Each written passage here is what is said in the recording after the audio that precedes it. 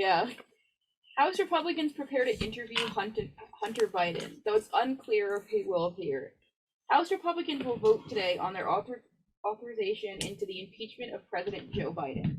If successful, this could set them up to hold the president's son, Hunter Biden, in contempt of Congress if he fails to appear during a private closed-door deposition this week.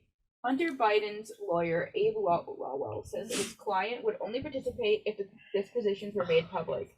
Some House Republicans are open to that, but only if Hunter agrees to have a private transcript interview beforehand. If he fails to appear today, they can hold him in contempt of Congress. Lawwell has yet to confirm if his client will appear in Congress today, as he deals with his own legal troubles. A source said as of yesterday morning, Hunter's team has not had communication which leads closer to the disposition. He also said the idea of the subpoena is invalid of itself due to lacking full support from the House of Representatives, which can require an entirely different vote. Hunter's team has also argued that he will be roped into the impeachment due to the president's being the president's son, as he deals with tax charges and firearm indictments in September. They argue that he is yet to deliver evidence that connects to the business with his father. Yeah, we're definitely getting more information on this ongoing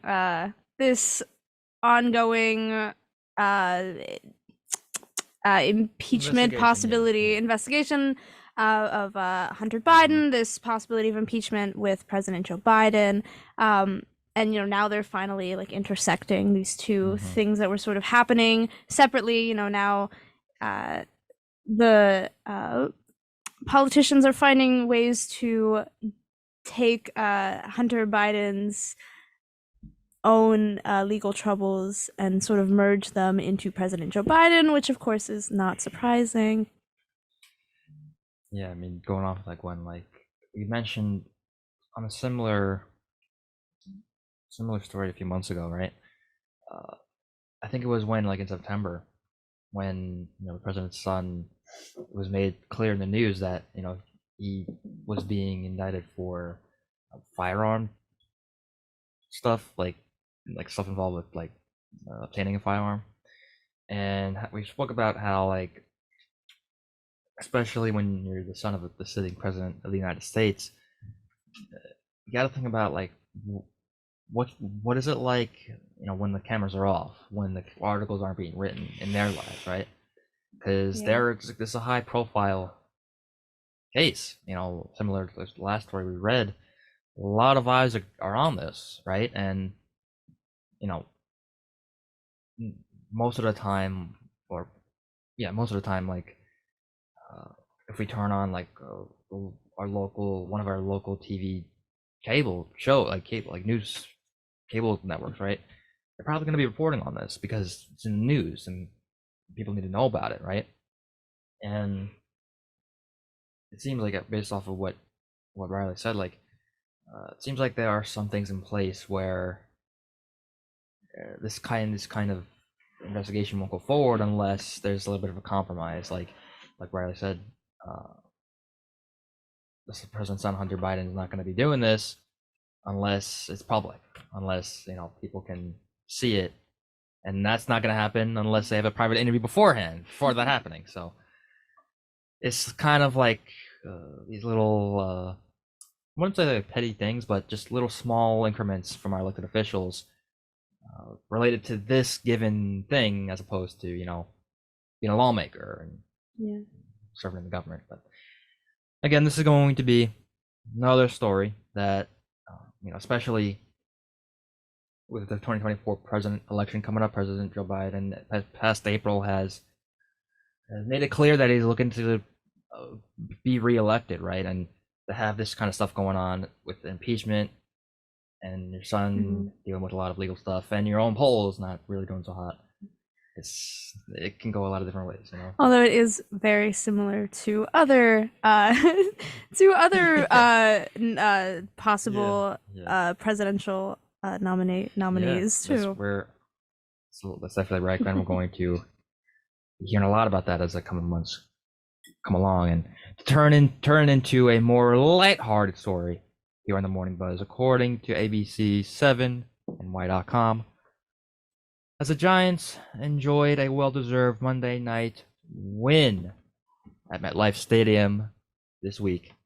Police dogs and their human counterparts were appreciated for their service. Two canine teams being led by Detective Teresa Mahon and Gloria are part of the New York Police Department's Employee Assistance Unit. They are unlike regular service dogs, though. Instead of sniffing for suspicious material, their job is to make people happy.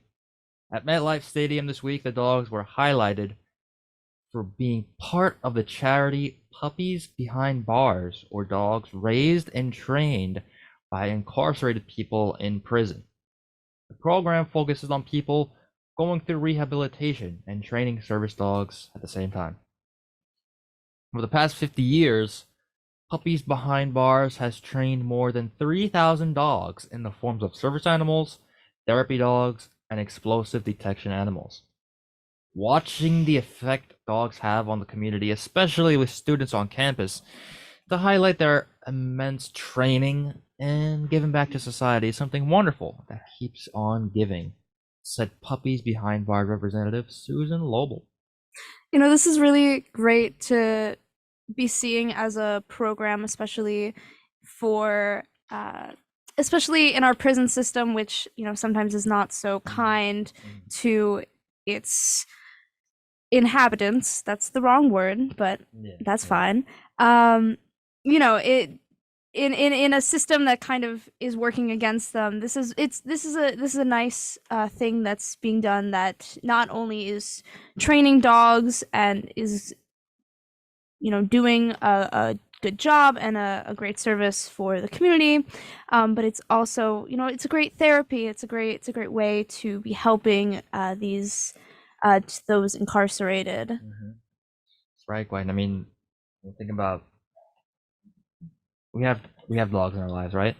Riley, you have one. I know. Yes, I love my dog. I love my dog so much. So I love dogs. You know what? This just reminded me, I saw on TikTok the other day that the Giants gave a service dog to like a 4 or 5 time war veteran. Like he went to war like 4 or 5 times during one of the Giants games. I don't know if it's during the same game. One of them. One of them. I don't know if it's this exact one or like one of the past ones, but they delivered him a service dog like during their little acknowledgement section. I thought that was really sweet. It was a really sweet video. Yeah, I mean, here on our own community on campus related to this topic, the Student Recreation Center does hold regular puppy events throughout the year for students to attend if they happen to be stressed about finals, which I've seen that in my email. So mad about it because they've done it twice this semester, once during midterm, once during finals, and it was the same time both times. And I have a Wednesday class that time, so I couldn't go. I want to see the dog so bad. I mean, that's just one of the. Oh, sorry, where are you gonna say one? Okay. It's just one of the initiatives. Our dogs. It's scientific. I read. When we see a dog, when we appreciate a dog, it makes us feel better, right, as humans. And I think that's one of the core aspects of what the rec center does and what Montclair State does to help people with their stress finals, right? I can tell you for sure, I can't wait to see my own dog Peach this Friday when I go home. I miss her a lot, and thinking about her during my finals, that helped out.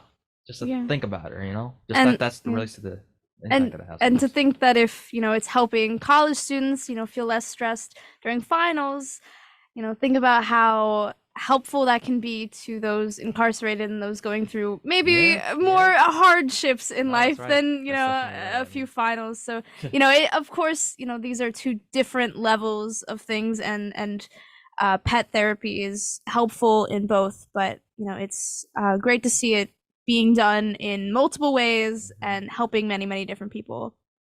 That's exactly right, Gwen. Especially in time for the holidays as well. It really ties into just what a strong community can highlight, and it makes people's lives a little bit less stressful. And with that, we're going to be right back with more of the Morning Buzz. In this challenging world, remember, you are never alone. If you or someone you know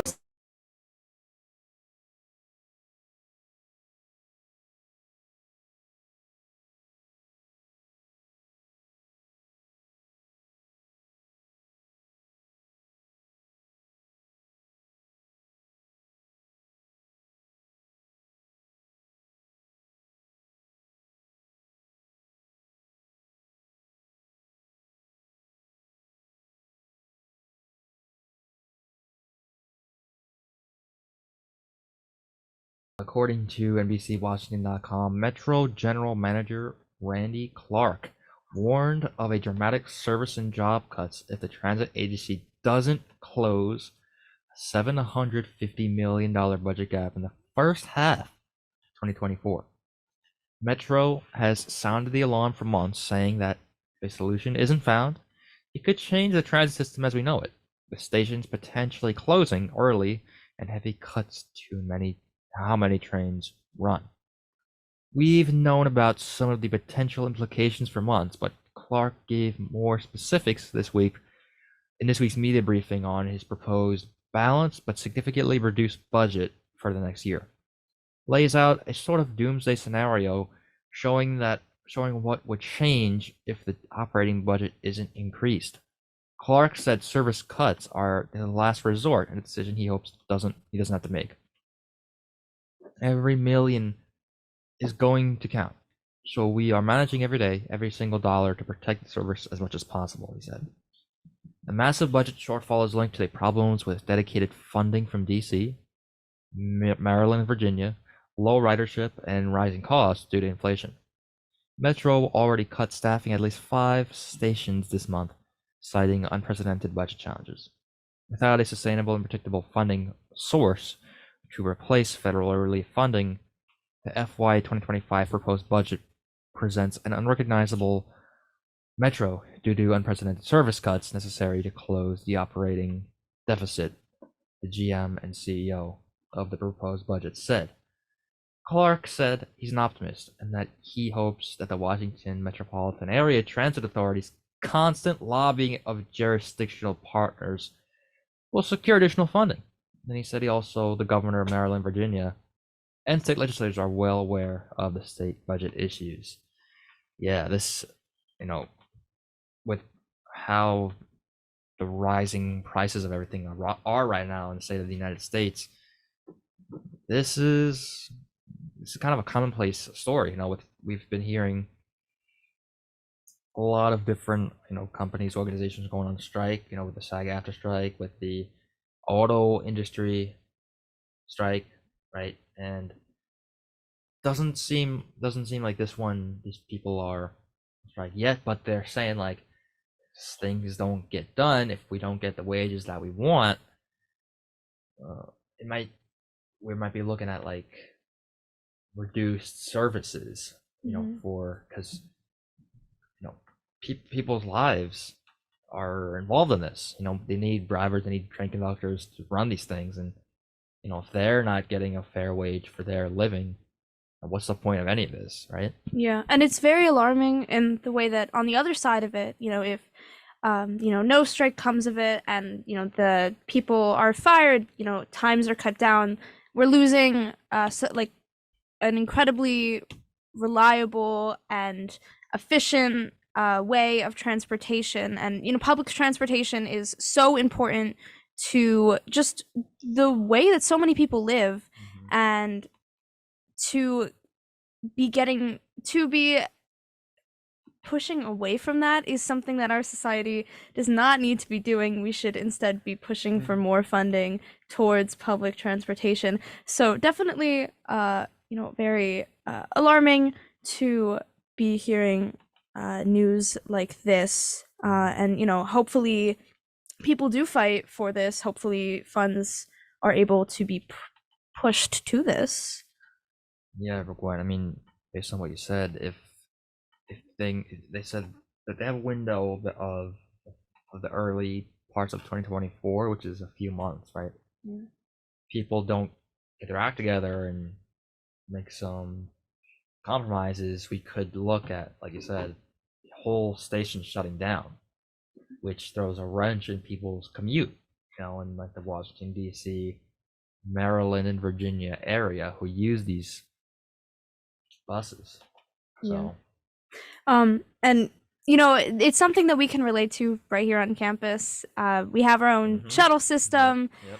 And as the year goes on, if we don't have a reliable shuttle system, we have no reliable way to get to and from class. And yes, it's not a big campus, but there are some long stretches of campus, and some people also just aren't able to walk the distance. Like the shuttle is there for a reason to be able to help people, and when the school isn't able to put enough funds to our shuttles to be able to have enough drivers or whatnot, suddenly it's an unreliable public transportation system.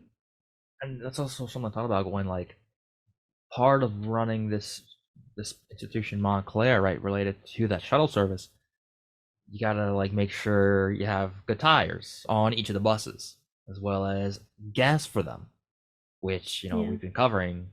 It's pricey, for as Yeah. many shuttles and buses that we have here. It's a lot, but it's there for the good of students and just the flow of things, and we should be grateful for that, right? And hopefully these people in the metro company, the bus lane company, can sort us out as soon as possible. With that, Riley, can you take us into our next story regarding the holiday season? Yeah, decked out New Jersey house to be on ABC's with a great Christmas light fight. For Dan Usowski, Christmas has always been a great excitement and lots of lights. For 7 years, he decorated his house in Deptford with an expanding cast of characters and more elaborate musical and light coordination. Tonight, his decked out house is hitting its prime time. His Deptford dazzling light display will be on ABC's The Christmas Great Light Fight at 9 p.m. The show will feature his light show from Christmas 2022. This year, Usowski's went even bigger with the Glow the Light Show, a pop-up drive-thru attraction in Washington Townships in Gloucester County. He partnered this year with a set of investors to expand his specific brand of holiday light show on a much larger scale. Glow Big or Glow Home is the theme for 2023. The show is open until January 6th at the corner of Burling Cross Keys Road and Black House Pike in Washington Township. The pop-up holiday display features over 3 million lights with synchronized light show and music, and a Christmas village with games, rides, vendors, Santa, and a 45-foot animated snowman named Notorious Big. The display has pixelated video game characters from the 90s, VHS tapes, floppy disks, and PlayStation controllers, and pop-up culture figurines, including Taylor Swift and the Kelsey brothers towards the end. There are blinking social media icons for Instagram, Facebook, and TikTok. The display also celebrates New Jersey. Exit signs for Wildwood and Sea Isle City are lit up in a synchronized light show, and there are flip-flops and sand buckets and shovels as a homage to the beloved Jersey Shore. Yeah, thank you, Riley. This is a great local aspect for the holiday season, right? I did call my mom because she watches the show every year, and she always says there is never anyone from the East Coast, or like from the East Coast. We're East Coast, right? I always forget. Yeah, we're East Coast. Yeah, we're East Yes, Coast. we are, Riley. Yes, we are. It's okay. It's the morning. It's okay. All right, I didn't want. Earth. And she goes, there was no one ever from the East Coast. So I called her after writing the story, and I was like, look, there's someone from the East Coast. It's no longer just California. Yeah, I mean, this is a big piece of the holiday season. Driving wherever during the holiday season and seeing the lots and lots of light decorations that people choose to put up. And that some of it can be garnered for this type of attention, and also some could be used for like charity work too. People can have a bunch of people gather in one place and have them like have that support be put towards a good cause, which ties back to just the great holiday aspect of being part of the holiday season, right? Yeah. When I heard Riley say Christmas light fight, I thought something else. I thought Did you think that they were fighting with Christmas lights? Maybe. I would actually love to see that. I think that would be a more interesting show than. Yeah, I think that would be more of an interesting. I've watched the show. Well, I would also watch that. I will say the Great Christmas Light Fight is a really good show that is a staple in our household because my mom likes to watch all the people around the world like put up a million lights and fight for who has the best house. And like at the end, they like drive in a fun little limo to the person's house and like knock on their door and they're like, "Look at this trophy! That's a big Christmas light that we gave you." Yeah, I've watched the show, Riley. I know of the show. I don't know. I remember when it came out. You It was not that great. said, and I quote, "When I heard you say," Because I forgot the name. I thought it was just like people put up lights. Cool. It's not the show's name. I thought this was the show's name. Okay, Alex, are you the big 40-foot snowman named Notorious Big then? Like It's what? not Notorious Big. It's Notorious B.I.G. He is That's right who on the that artist is movie. based off of. That's who the song Yeah, is based it's off not Notorious Big. Notorious. It's Notorious. Notorious. Yeah. Well, regardless, this Notorious is a Big. great local, aspect to tie people together during the Right. holiday season. And right now in the studio, we're going to be tied together by a cool song from our office manager here at WMSC, a cover from Ali Araria for the holiday season.